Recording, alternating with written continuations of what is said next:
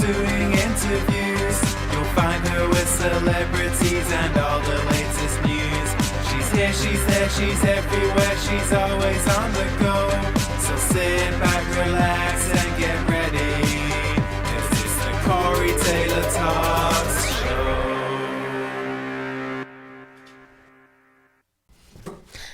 Hello everybody, and welcome to Corey Taylor Talks, live from Las Vegas. I am Corey Taylor, and I am joined here with an amazing guest. We actually had him on a few years ago, but we are having him back on again because he is just really so incredible, and he is a genuine guy that everyone needs a lawyer. You don't want to need a lawyer, but eventually, unfortunately, everyone's going to need a lawyer at one point, and this is the guy to go to. We have David Menocal from Menocal Law Group, and he is a personal injury lawyer, and I'm just so excited to have him on. So how are you today? Thanks for having me, Corey. I'm great. It's Friday. Yes. Always a good day. St. Patty's Day, too. That's right. I didn't wear green, so. Yeah. Sorry, me either. It's okay. But we're surrounded by green screens, so I think it reflects off of us, and I think we're pretty good there. So, right. so like I said, you have your own law firm now. So before you were working with other partners, correct? Yes. But now you have your own firm. So. And I think last time you were here, you were also doing criminal, but now you're personal injury. So I just want to kind of get into everything. So why don't you tell people a little bit about your history and your background? Sure. Thanks for having me on the show, first and foremost. I'm originally from Georgia. I played football in college, had a full scholarship at Furman University in South Carolina, and decided to move to Las Vegas in 2012, the best decision I ever made. Ended up meeting my wife, and we have our 3-year-old son now. So that's the best part about being here. Yes, but really been able to grow professionally. I've been practicing as an attorney 10 years now. All personal injury, did a couple years of criminal defense as well. Mainly focusing on car accidents, slip and falls, dog bites, anything personal injury related. And over the years, I've done quite a bit of traffic tickets for free for everyone in town. My thought process on those is I used to get them all the time before I was an attorney, and I would have loved to have known someone like me that would just do it for free and get a good result, you know? So that's kind of the mindset I have. But I've been an attorney 10 years now in town. Worked at 2 of the biggest firms in the state of Nevada, but chose to go out on my own. It was the right time.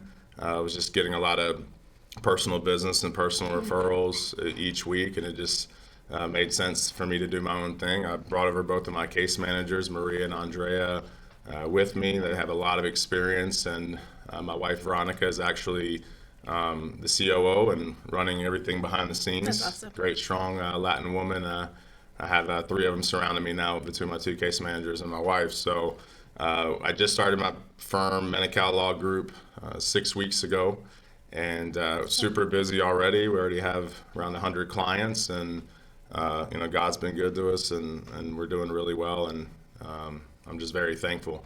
So, like Corey said, it's always good to know an attorney.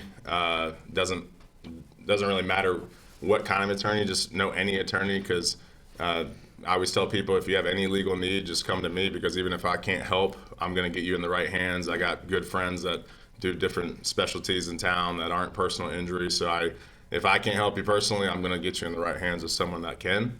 But yeah, it's always good to know a lawyer, a doctor, but for sure a lawyer, because you just never know what's going to happen, especially out here on the crazy roads in Las Vegas. I'm dodging an accident at least once a day, so definitely good to have a personal injury attorney on hand, because you really never know. And I feel for a lot of my clients I have to go through it, because not only did I play football and had 4 knee surgeries, but I ended up having low back surgery 3 years ago. So I've been through it on a personal level, and I think that's really given me a different perspective than most attorneys, because I can actually relate to my clients and be able to tell them, hey, I've been there. I know what you're going through. I was an attorney and had to balance that and family life, and now a surgery on top of it. So definitely throws your life upside down. So having a good attorney, by your side, that actually communicates with you. That's really where I like to emphasize that I separate myself from the other attorneys in town, is that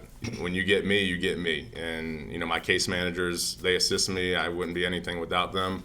But they know that I like to actually communicate with my clients and handle everything from A to Z. And that's the biggest knock on attorneys is they don't call their clients back. But that's where I try to, be different than the rest. Absolutely.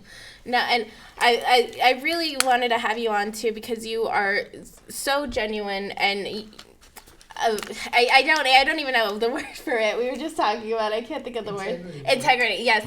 You have such good integrity, and unfortunately a lot of lawyers have this kind of bad rep to them and stuff, and you kind of think, oh, they're all sleazy and stuff, but you really are such a genuine good guy, and you care and you treat your clients like family, and that, especially here in Vegas, that is so hard to find with anybody, but especially a lawyer, and I really think that's what makes you stand out, and I think it's so cool that you truly do handle it. It's not just, it gets thrown off to this person or that person. You handle it, like you said, from A to Z, so that's incredible. You're right, Corey. I mean, that's... and you deal with them, so I don't got to tell you. Yeah, I mean, I don't want to talk bad about it, but it is definitely tough. You get a lot of attorneys that are, I'm just brutally honest, they're just too cocky or too square, So I try to be in between, stay humble and hungry. That's what I always say, humble and hungry. But no, you're right. And what I always tell people is when I meet someone for the first time, I want them to not think I'm an attorney at all. Yeah. I just try to be real, a person, and then when I tell them that, a lot of times they're surprised, just because attorneys do get a bad rap a lot of times, so. But I play that up to my advantage, right? That's right. And so what in the world made you want to be a lawyer in the first place? Because I think it sounds cool, like Legally Blonde. I was like, oh yeah, I could do that. But it is so much work and so many years, and even like you constantly are working and stuff, and laws are constantly changing and everything. So what made you want to become a lawyer in the first place? Yeah, my dad, both of my parents, but especially my dad, had a lot to do with it. He just always dreamed that I was going to be an attorney. So my dad's from Cuba, and he grew up there, and the revolution happened his senior year in high school, and one of his uncles was actually a lawyer and became a political prisoner, unfortunately, for many years in Cuba because he fought against Castro, just like so many others have. But yeah, he was an attorney, and and we didn't have many attorneys in the family but him, so it was just something my dad always wanted me to do, and my dad and I are extremely close, and my mom too, and so if it wasn't for them and pushing me, I always had a good work ethic, and I studied really hard, but when it came to, and a lot of attorneys will say this, like when it came to standardized testing, I would do really well in grades and in class, but when it came to testing, like I just would not always do well. Yeah. So they really pushed me. They got me going like with classes to tutor me and everything. So I always give all the credit to them, because if it wasn't for them really seeing the potential in me, to do well on the testing, I might not be an attorney today. So that had a big part to deal with it. I just got out of undergrad in 2008 when the economy hit rock bottom. So I wanted to also do something that I could diversify myself, because when you get a law degree, you can just do so much with it. You know, in law school, for the most part, not knocking on law school, but it's theory based. You really get the practical side once you actually become an attorney. But there's just so much you can do with it. My best friend who I'm going to meet for dinner here shortly, he's a business lawyer. He does something very different than me, right? And there's just so much you can do with it. So I didn't know I was going to be a personal injury attorney when I was in law school. I clerked and did a couple different things in the law firms I worked at, but I had no idea I was going to be a personal injury attorney. So you can do a lot with the degree. Yeah. And I was going to ask, so like I said, you used to be criminal. What did you start in? Did you start in criminal or? So I did. 10 years ago, I started in personal injury and criminal defense. So I've always done personal injury, but I did criminal defense. Gotcha. Yeah, I did criminal defense the first 3 years, which is great because I was in court every day. That's how I met, your mom, Nikki, and everything. I was in court every day, which was great. I was only 27 years old at the time. I'm 37 now. So, young kid, 27. I was living on the Strip from Georgia, and I'm in Vegas and going to court every day, getting really tight with all the judges and the DAs. So I'm very thankful for those 3 years, because now if I have to walk into court, I'm not sweating bullets as much because I've been there before, many times. So that was a great experience. It's really, so I have a lot of friends in nightlife industry that work at, the clubs and everything, and it's cool because when I started out as an attorney, a lot of them were working their way up, and now a lot of them have like top positions and stuff. So that's where I get my biggest referral source from, is from the nightlife industry. So those the first 6 or 7 years I was in town, I was living on the Strip. I was going out every weekend, passing out my cards to everybody, just really hustling because I wasn't from here. Doing the traffic tickets for free, small claims, stuff for free, and now a lot of those people are starting, to refer me cases. But it's always good for people to know personal injury and criminal defense, and then traffic tickets too. So it works well, Yeah. No, that is really smart, actually, and you built it up. I mean, that's incredible. You should be very proud of it, because it's a lot of work, especially Vegas. Everywhere you look, there's a billboard for a lawyer, and so it's hard to stand out. But you really do, and you really worked from the ground up. So that's really cool of you. Yeah. No, I mean, you're right. Actually, you hit the nail on the head, because I was just talking to someone about that the other day. It's getting too saturated with attorneys, and the whole. And once again, not criticizing people that are on the billboards. Like I get it, but it's just everywhere you see is a billboard. So it's just the big question you got to ask is, how are you different than the next guy? Yeah. And once again, going back to the point where the communication, because most of the time, you sign up with a firm, you're not going to work with that person that you see ever on the billboard. And not to say those are bad firms, but I'm just saying you can't sign up thinking you're going to get them. Right. But yeah, I mean that is the biggest thing about attorneys, is just how are you going to differentiate yourself from the next. And that's why I'm super thankful that I'm getting cases to sign up, because I do know how hard it is, and the competition, and people will do whatever to get cases sometimes. So it's even unethical things. I mean, just to be real, and so to do it the right way, ethically, without being from here. I mean, it's a challenge, but I'm of the mindset, I know God's gonna take care of me and my family, and I know it'll all work out. So I couldn't agree more.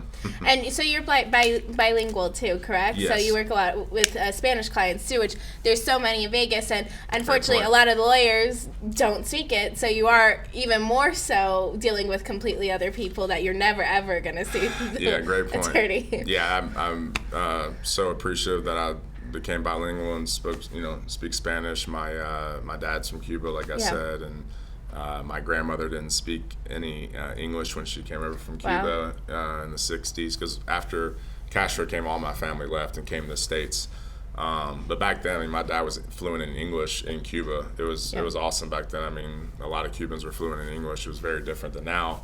But the reason why I learned it, because my mom's Polish and she only speaks English, so the reason why I learned Spanish was because my grandmother only spoke Spanish, and I wanted to have that connection with her, which I did. And she would always talk about how she wanted me to be a lawyer, because her brother was the one that was a political prisoner there. So she actually lived to 99, and she only died of old age and other health issues. And she literally said, I want to stay alive long enough to see you graduate, school before you take your bar exam. And she literally survived up until a week after I graduated. So it was it was cool. But yeah, I mean, I'm very proud of my Cuban heritage. My great uncle was actually the 3rd president of Cuba. Oh my goodness! From 1913 to 1921. That's crazy. He studied at Cornell University, Ivy League, and then went back to Cuba to become president. Wow. And so and he's just like one relative. I have a lot of family history there, so that's why I'm very passionate about that. But you're right. There's so many Latins in town, and a lot of Cubans, a lot of Mexicans. Yeah. And there's just not many attorneys that speak Spanish. There's not. And the ones that do speak Spanish, from a cultural perspective, they might not be able to connect with them as much culturally. So like my wife's from Colombia, South America, she was born there, she was raised there. So I definitely have that Latin influence too, which is nice. I can connect. I try to just connect with people from all walks of life. That's the best way to do it. And really my parents just always taught me, I don't care who it is. If it's the person at the bottom of the totem pole up to the CEO, you treat everyone the same way. And I've just tried to apply that to my work life and, too. So. And you can absolutely tell it comes off completely. Thanks. So I'm sure you have 1,000 different stories, and like I said, you were criminal, personal injury, dealt with everything. Do you have one that really stands out to you, or really sticks out to you, either for good reasons, bad reasons, just one case that always stuck with you? Oh man, I'm sure you have a million. It'd have to be criminal. I mean, I've seen some funny things in personal injury, but let me think of a criminal case. I'm putting you on the spot. Yeah, I should have thought about this one before. And I know you probably can't name names and stuff. I get it. Yeah. Or I don't know if it's appropriate for the show, just because of my client. Let me think if I can think of like a PG 13 one or something.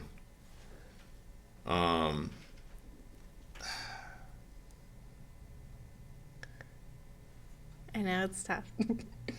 Yeah, give me a couple more seconds. I gotta.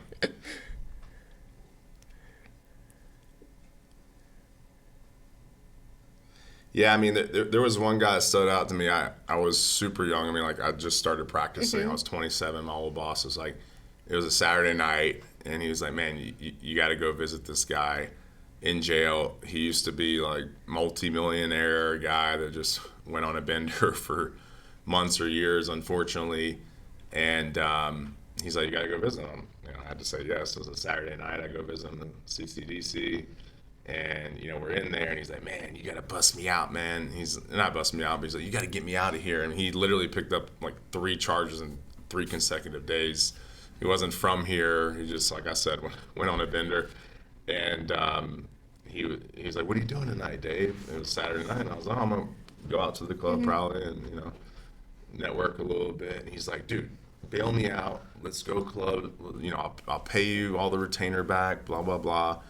And he one of the charges he picked up was because he had sent some inappropriate pictures to a host that was hosting him that was in the casino. Nice. And yeah, I won't name what body part, but and so then we ended up getting him. You know, he was a really nice guy, very successful. Just a sad story. I mean, Yeah. you know, a lot of people are victim of addiction and everything, Of course. unfortunately, and I hope he's doing better now. But we ended up getting him a good deal and didn't have to do any prison time or anything like that. But one of the requirements was, you know, doing some classes in addition to a fine and everything. So me and my old boss, you know, called him up, and we were giving him a hard time a little bit. Man, you doing your classes? You staying on top of it? Kind of like playing mommy on him a little bit. And he's just like, why don't you shut the F up before I send you a picture of my... So, and you can fill in the blank. But, yeah, that, you know, it was definitely, you had to be there. It was probably even funnier there, but that was funny because it was, he was like a comical guy. Yeah. So, but, yeah, that story always stood out to me from the criminal, you know, thing. But, yeah, that was probably the most... Sure, you get everybody under the sun. Yeah. Yeah.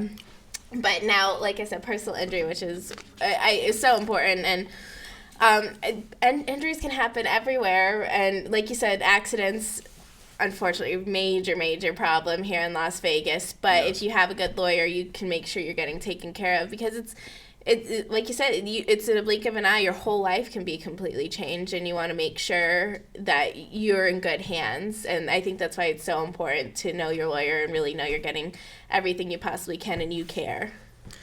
Yeah, I mean, there's so much that goes into personal injury, whether it's a car accident, slip and fall, and, you know, everyone thinks because there's attorneys out there that market this way, you know, I'm not going to name the slogans, but they think if you get in an accident, you're just going to get paid immediately and everyone gets paid the same thing. So it makes our job that much harder trying to really educate. That's what I like to call it, educate the client. And I tell every client on the first phone call, I normally spend anywhere from 30 to 45 minutes during my, you know, initial consult with them. Yeah. And I tell them, like, hey, I'm sorry. I know I'm throwing a lot at you, but I'm trying to educate you. Because, you know, there's going to be attorneys that just say, hey, and, you know, they're busy, I get it, but I don't like people to feel in the dark.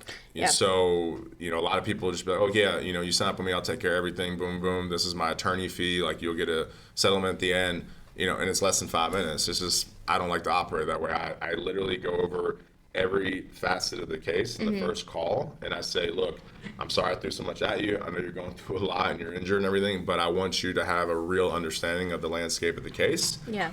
And it's better that we do that on the front end, so you have a much better idea. And at the end of every call, they're always like, no, thank you for doing that. That makes total sense. And I tell them too, look, I don't expect you to get this 100%. It took me years to understand all this, and I do it every day of my life.